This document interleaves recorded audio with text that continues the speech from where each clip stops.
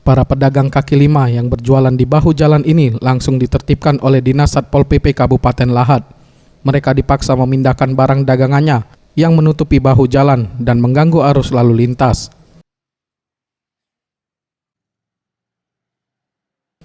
Tidak hanya pedagang kaki lima saja, para pedagang toko pun tak luput dari penertiban yang dilakukan Dinas Satpol PP ini. Penertiban ini dilakukan karena banyak para pedagang toko yang memajang dagangannya di trotoar jalan dan mengganggu para pengguna jalan yang melintas.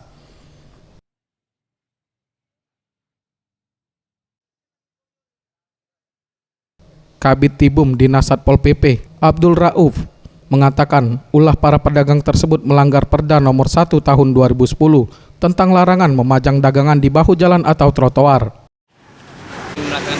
Melaksanakan operasi penertiban Perda Nomor 1 Tahun 2010 bahwa berdagang itu tidak boleh melampaui atau duduk dagangan ada di trotoar. Jadi untuk sementara hari ini kita memberikan teguran kepada pedagang supaya mereka mematuhi Perda Nomor 1 Tahun 2010. Kita akan memberikan teguran secara tertulis. Hari ini teguran secara lisan, besok teguran tertulis.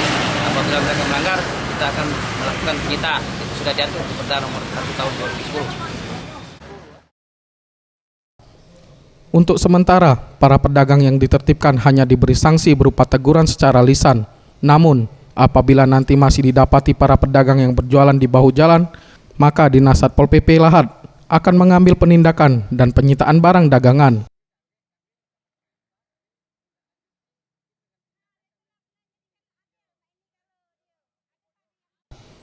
Zulfikri, Sriwijaya TV.